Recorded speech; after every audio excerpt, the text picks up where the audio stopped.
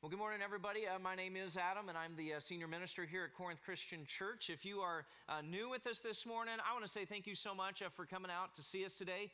It is nasty outside, and the fact that you came out and came to be with us today really means the world to us. And so if we've never had a chance to personally thank you for being our guest today, I want to invite you to the guest service kiosk, which is just straight ahead and out these doors. And we've got a gift there for you. We'd love to be able to get a chance to meet you today. So please stop by after services today. I also want to say hey to our friends who are watching us online. We hope you're having a great day wherever you find yourself. And we know most people check us out online before they ever step foot in here. And so we hope that we'll see you in person real soon. In fact, we think next Sunday would be a great Sunday to be your first Sunday with us here in person. So let's make that happen next week. I will begin with a statement. God's disruptions are better than our best laid plans. God's disruptions are better than our best laid plans. I don't know if you found this to be true in life or not, but that is really the case, that we can have all of our great plans, all of our great ideas, and we can think that everything is going to go the way that we need it to go and we want it to go, but then God disrupts. And what we find is that disruption is actually better than everything that we had planned in the first place. Last week we began a brand new series just kind of talking about this idea, about how his disruptions are better than our best laid plans. And Josh was up here last week, and he talked about the guy named Abraham in our Bible all the way back in Genesis. And how God disrupted Abraham's life and said, you're going to get up and move, get up and and you're going to go to a place that I'll show you eventually. But your first thing is you just need to get up and go. And can we all just agree that that's like a major disruption? And that is a disruption that is like an audible disruption. God spoke to Abraham. And there was no doubt in Abraham's mind that this is what God wants me to do, because an angel of the Lord appeared and said, go. Next week, we're going to look at a story, and we're going to see how sometimes God's disruptions is just simply a burden that he puts on our heart. Last week, we're going to see how God's disruption is sometimes it is a way to move us from cowardice to bravery. But today, I want to share a story with you, and I want to show you that sometimes God's disruptions are very discreet. And sometimes God's disruptions actually happen at a time whenever it looks like God isn't doing anything in our lives. And I think that this story that we're going to share together today is going to help us to see, it's going to have some great meaning for us, because I believe for a lot of us in the room today, it feels like maybe you would say that God has been silent in your life. And that you haven't heard from him in a little while, and you're wondering where he has gone. You're wondering if he is even present even anymore. But what I'm here to tell you today is that God is often working silently and invisibly behind the scenes to orchestrate things so that you will experience his disruption at just the right time. And so to help us to look at this, I want us to look at it. It's a great story in your Bible. It's the story of Esther.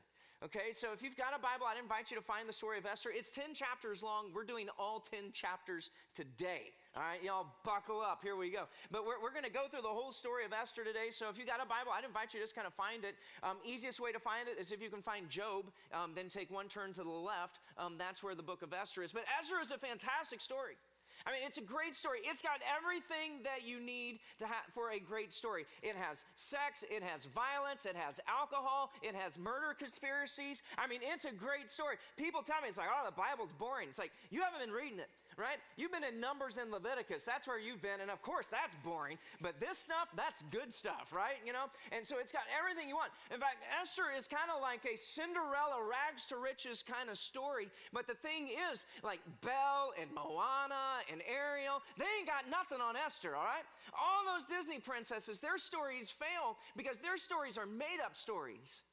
Esther's is a true story. It's something that really happened. And so it tops all those Disney fairy tales there. It's a great book. Now, there's a couple of interesting things about Esther, then we'll get to the story. One, it's one of two books in the Bible that is named after a woman. Okay? So you have Esther and Ruth. So there's only two. Esther is also the only book in the entire Bible, catch this, that doesn't mention God's name. His name's not in the story. You read through it today, you're not going to find God's name. It's not there. But what I want you to know is that even though God's name isn't mentioned, his hand is active in this story. And his power and his presence are all over this story today. So what I want to do is I want to share the story of Esther with you today. So this is story time with Adam, all right? So here we go. So it used to be that the nation of Israel was one nation. It was the United States of Israel, all right? And then, stop me if you've heard this before, but the North and the South got into a little bit of a tiff, all right? And so you've got the North and the South, and the Northern Kingdom and the Southern Kingdom. There's this great civil war that takes place, and they just divide up into the North and the South. Now, the North is called Israel, the South is called Judah. Now, the Northern Kingdom, they've all got their own kings, and they've got kings, and they're all bad, okay? They don't follow God, they don't walk with God, and it gets to a point to where God says, I can't stand no more, and I've had it up to here with y'all. And so he sends the Assyrians into the Northern Kingdom to overtake Israel and carry them off into captivity. Well, it's about 100 years later, he's looking at the southern kingdom of Judah, and he says, I can't stand y'all anymore either, because you're just as bad. And so he sends the Babylonians down in there, and they cart off Judah, the southern kingdom, into slavery. Okay, and so it's about 50 years after that, the Babylonians are defeated by the Medo-Persians. Let's all say Medo-Persians and sound smart for just a second. Ready? Medo-Persians. The Medo-Persians, they take over Babylon. Well, then the Medo-Persians eventually become the Persian Empire, and one of their kings is the name of Xerxes. Let's say Xerxes together. Xerxes. Now, Xerxes is a powerful, powerful man. Now, you hear people say, oh, he's the most powerful man on the face of the earth. Okay, that is Xerxes. He's ruling over 127 provinces at this time. His kingdom stretches all the way from India down to Ethiopia. Okay, so he is large and in charge. And in year 3 of his reign, he decides that he wants to show off just how large and in charge he is, and he throws a party. And whenever I say he threw a party, y'all, he threw a party. It lasted for, catch this, 180 days. That's a lot of club crackers and cream cheese, man. I'm just telling you. I mean, they had to keep going to the store. But at the end of 180 days, at the end of this party, Xerxes looks around and he goes, you know what I want to do? I want to have another party. And so he throws a 7-day long rager. And the only difference between this one is that this one has an open bar and they are not going to cut anybody off. So 7 days into this, they're all drunk as skunks, and they're like, what do we need to do? And so Xerxes has a wife. Her name is Vashti. Let's say Vashti. Vashti. Now, Vashti is a strong, independent, just strong woman. Do I have any strong, independent women in the room? Come on, let me hear you now. Come on now. All right, now. Listen, I've been here for almost 15 years. I know there are more than what you just said, all right? And so just a strong, independent woman. And so Xerxes sends word to Vashti, his queen, through one of his attendants. He says, hey, baby, because remember, he's drunk, right? And so he's like, you're beautiful. You're so beautiful. You're beautiful. You know what I think you need to do? Why don't you put your crown on and a smile and come on out and let us all see how beautiful you are. Let's recreate the Super Bowl halftime show. Let's do that. Come on now. And so Vashti is a strong, independent woman. And you want to know what she says? Not on your life. And so Xerxes is humiliated because his wife won't come and do that. And so all of his advisors are looking at him like, dude, what's going on here? Like, you got to do something about this, right? You know, because what's going to happen is all the women under the land are going to hear that Queen Vashti didn't do what King Xerxes wanted to do, and then all the women are just going to rise up, and they're not going to do what their husbands want. And so, you know what they said to him? Basically, they said this, dude, you got to get your woman in line. All right? Because if you don't get her in line, all our wives are going to make our lives miserable. And so Xerxes says, you know what? You're right. I've been drinking for 7 days and I'm angry. And everybody knows the best time to make a life-changing decision is when you've been drinking for 7 days and you're mad. So I was going to kick her out. And that's what he does. He kicks her out of the kingdom. never to be seen again. So about 4 years go by, and during that 4 years, Xerxes decides that he's going to go fight Greece. Okay, that does not go well for him. He gets beat pretty bad, and so he comes back tail between the legs, and whenever he walks into the palace, do you want to know who's there to greet him? No one. There's nobody there with open arms. There's no one to say, "Come here, big king." "Oh, yes, you are. You're the best king in the world. I'm sorry Greece is so mean to you." Nobody there. So he's depressed. He's a mess. So his guys start looking around, and they're like, "Dude, we got to do something about the king. We've never seen the king like this. What can we do? What can we do to make the king happy?" And so they formulate a plan. It's in Esther chapter 2, verse 2. This is what it is. "Let a search be made for beautiful young virgins for the king." It's like, we know what he needs. He needs a woman is what he needs. And so what they do is they create this version of like ancient Persia, the Bachelor, all right, is what it is. And so they send out to all 127 of the provinces around and say, "Bring us all the beautiful young virgins." And so they bring them all in, and they would put them in the king's harem. The king would try them out, so to speak, and each night one would appear before him, answer questions, do some kind of talent, and then that night the king would sleep with them. And after it was all over, the king would pick his favorite and give him a rose. Not a rose, okay, anyway. And so, but that's kind of the idea. So that's where we meet Esther. Now, Esther is a young teenage Jewish orphan girl. She's being raised by her cousin Mordecai, probably more like an uncle because he's a lot older than she is. And whenever the text describes Esther, this is what the text says. It says that she had a beautiful figure, and she was lovely to look at. So just a gorgeous young lady. And she enters the contest. Now, you might be wondering, why would a nice girl enter into the Persian version of The Bachelor? And I can't give you a straight answer, but I'm going to tell you this. From the way the text reads, it seems to imply that participation was not a choice. And so instead of looking at her as a young girl who went through all the applications and the interviews and those things to try to be on the show, view her instead as someone who is a victim, a sex slave that has been taken in to the king's harem, not really what she wanted to do, but that's what she had to do. So it's a messy situation, all right? I think we can agree on that. And so, but it goes along, and Esther wins the contest. I mean, she got the rose, you know, she wins, and King Xerxes actually makes her his queen. They become married, and she is now Queen Esther. Well, cousin Mordecai, he works at the palace. And after Esther's been made queen, he's out there just kind of hanging around, and he hears this plot against the king by the king's two of the king's henchmen. Their names were Bigthana and Teresh. Don't those sound like thugs? I mean, that's what it was. Bigthana and Teresh. And so they're plotting against the king. And so he goes to Esther and says, "Hey, you just need to know that somebody's trying to kill your husband. You might want to let him know." And so they do. They find out that, you know, it's true. So they take these two, they take Bigthana and Teresh, they execute them, okay? But the king never finds out that Mordecai was the one that ratted them out. They just write it down in a book, and they just put it in, and they take that little book and they put it on a shelf somewhere, recording it for history. Well, a few years go past. It's about 5 years later, and we meet a guy by the name of Haman. Now, the book of Esther is where the Jewish people get their Feast of Purim, okay? And so whenever they're telling this story, one of the things that they do is whenever Haman's name is mentioned, they boo and they hiss. That's what they have the kids do. And so I don't want to do this the entire sermon, all right? But I'm going to give you a chance to do it right here, all right? And I need you to be honorable people and do it one time, all right? Because I have ADD, and we'll get distracted, all right? And so I'm going to say Haman's name, and then I'm going to want you to just boo and hiss with everything that you have in you, all right? You guys with me? We ready to go? One time, are we ready to go? One time? All right. So we've got Haman. I mean, he's a bad dude. I mean, he really is. He's arrogant. He's full of himself. He probably has a mustache that he can twist on the end. I mean, he is just a villain, is who he is.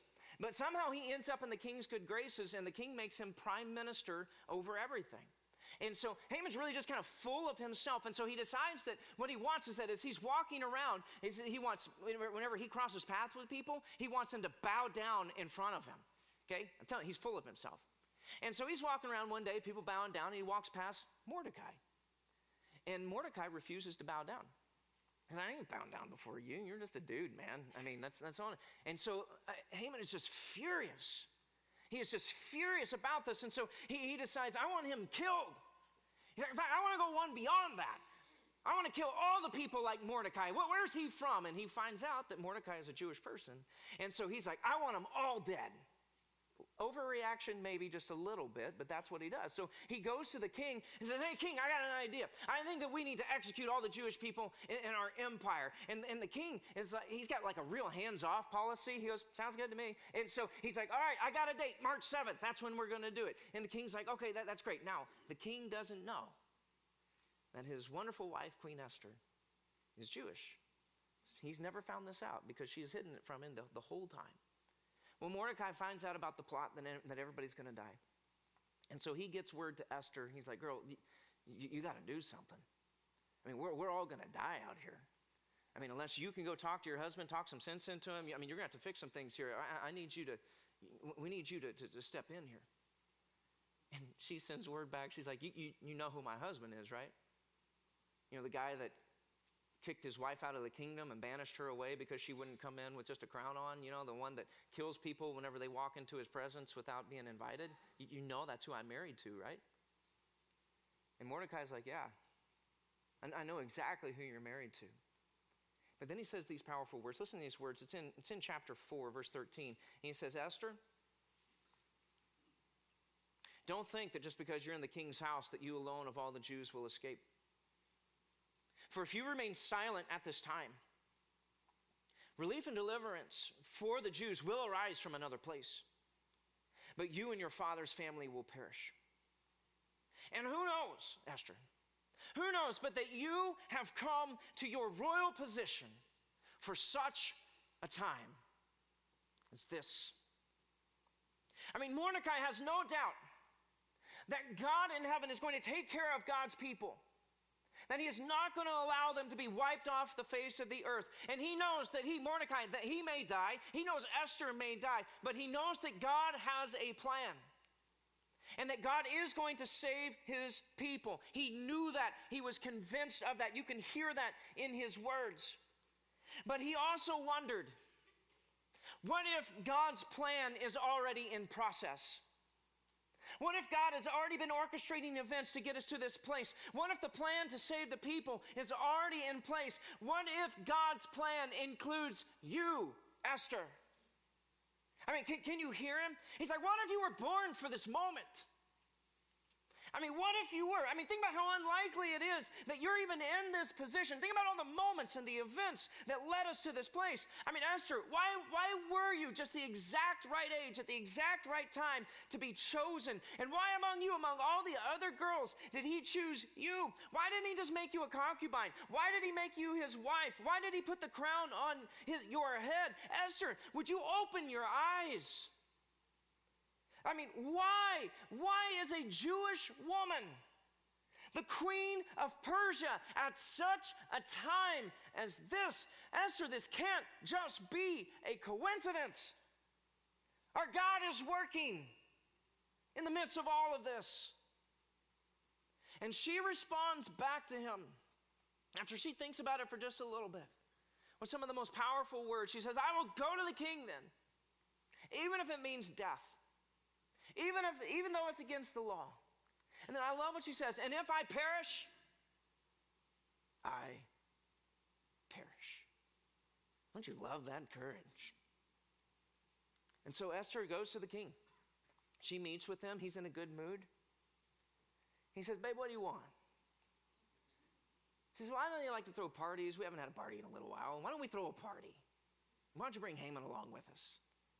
All right, let's do it. Let's throw a party. Let's bring Haman in. They bring Haman in. They have a party. Everything's going great. The party comes at the end. The guy's a good husband, and he says, so what else would you like, my dear?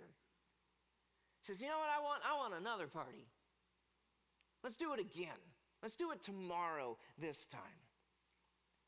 Now, meanwhile, Haman is excited because, he's got this massacre about to happen. He's going to kill Mordecai. In fact, he is so excited about it, he decides that he's going to build Mordecai's execution place. Now, in some of your older translations, you've probably heard this story before where it'll say he built gallows to hang him. That's not what the Persians did. The Persians did not hang people. They impaled people on stakes. And so what he did is he went out and he built a 75-foot high wooden stake that he was going to run Mordecai all the way down. And so he's pumped, man. He's like, this is going to be a great day tomorrow. And so that night, though, the king goes to bed, and the king can't get any sleep. And so he calls in one of his attendants and says, hey, I can't sleep. I've got some insomnia. I need you to read me a story. Will you read me a story? I know what I want. Will you just read me a story of all my great accomplishments? That'll help. And so the guy goes to the shelf, he grabs a book, and he starts to read the story. And in that, he tells the story of Mordecai, who saved the king's life. And the king hears the story and goes, hey, what did we ever do for Mordecai? Like, well, king, we never did anything for Mordecai. Okay, so the next morning they get up, and Haman comes to the room, getting ready for the great big banquet. And the king says, Haman, I'm so glad that you're here today. He said, hey, do you know Mordecai? He's like, yeah, I know Mordecai. Do you know that he saved my life all those years ago? Yeah. And do you know we never did anything for him? Yeah. Hey, great. Haman, here's what I want you. I want you to throw a parade in honor of Mordecai. Will you do that for me, Haman? And Haman's like, whatever the king would like me to do. And so he throws a parade, but he's furious the whole time. He's embarrassed. And so he decides, it's time to kick this thing into motion. I don't want to wait till March 7th anymore. I want to kill all of them right now. And so they get there, and it's time for the banquet, and the king is there, and Esther's like, hey, can I say something? And she begins to speak to the king about this plot against her people. And then she says, and by the way, king, I never told you this, but just so you know, I'm Jewish as well. And he says, well, who in the world would come up with this plot to kill all the Jewish people? And she looks over at Haman. He's got a mouthful of mutton. And he goes, that guy right there. And the king is furious. Now it's his time to get angry. And so he storms out of the room. And Haman, realizing that he's just royally messed everything up, he goes to Esther and he tries to grab her dress just to fall down at her feet and just to say, I'm sorry, would you please forgive me? And in that, he trips. He falls on top of her. The king walks right into the room at the time whenever Haman has fallen on top of Esther. And he's like, oh, so now you're going to try to rape my wife. And he's like, I want him dead, and I want him dead on the next stake. Do we have any stakes that have been built? And they said, oh, we do. There's a 75-footer right out there. And they take Haman out there, and they run him through on the stake that he had built for Mordecai. And in such, Esther, who got off to a pretty rough start in life, her courage saves the people of God. And I want you to know that her courage has impacted and infected and transformed your life today. Because just a few generations after this, one of the descendants of the people that Esther saved has an angel appear to her one night and tells her that she is pregnant with the Messiah, the Son of God. And Jesus Christ was born, and he came into the world, and he died for our sins, and here we sit, worshiping him today. Can we all agree that God's disruptions are better than our best laid plans? See, this story really isn't about Mordecai or Esther having a great plan. This is about how God set things up and orchestrated things, and he put it all in place. This story is about seizing the divine moments that God lays out in front of us and having the boldness and the courage to step into those moments and to say, God has orchestrated all of this. And now it's time for me to have some courage and to be brave and to follow after him. So here's what I want you to see today. I want all of us to know this. God is at work in your life, whether you see it or not. God is doing a work in your life in this moment, whether you see it or not. He is present. He is orchestrating things. He is pulling things together. He is working all things for good, and his fingerprints are all over what is going on. And even though God's name is not in this book, in this story, his fingerprints, his hands are all over this story. And we would just say, oh, it's just a bunch of coincidences, right? Just a bunch of coincidences that just take place. I mean, Vashti just so happens to upset her husband, and he just so happens to come up with the contest to replace her, that Esther has just so happened been designed to win. And Esther just so happens to be Mordecai's cousin, who just so happens to work at the palace and to hear about a plot to kill the king. And it just so happens that for some reason, he's not honored at that point, but his act of heroism gets buried in a book. And it just so happens that the night before he's to be executed, that the king can't sleep. And so it just so happens that the guy who goes to the bedtime story for the king just so happens, out of all the books to grab, he just so happens to grab the book that tells the story of Mordecai saving the king.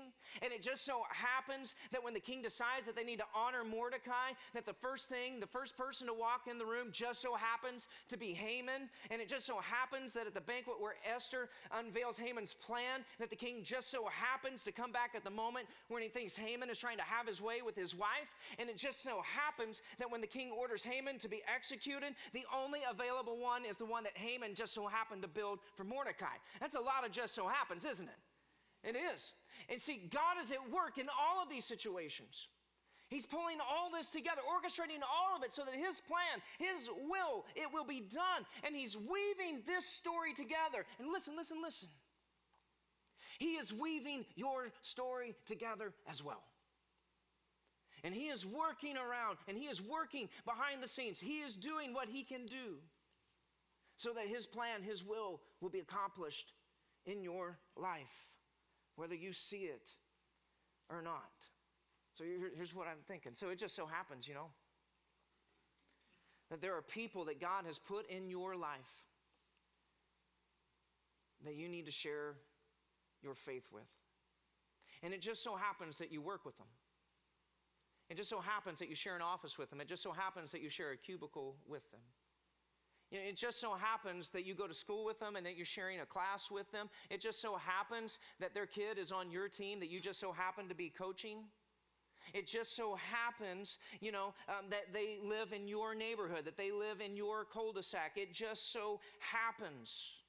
And it just so happens that there are professions and skills and gifts that God has given you to serve his church. And it just so happens that he has given you all these passions and these things that you just want to see take place in this world. It just so happens that you've been given financial resources for just such a time as this to help this church lead generations follow Jesus in this community and around the world. It just so happens. See, God is at work even when you cannot see it. And he's using all things for his good. See, Esther's story is a great story, but it's also a picture of your life, of our lives.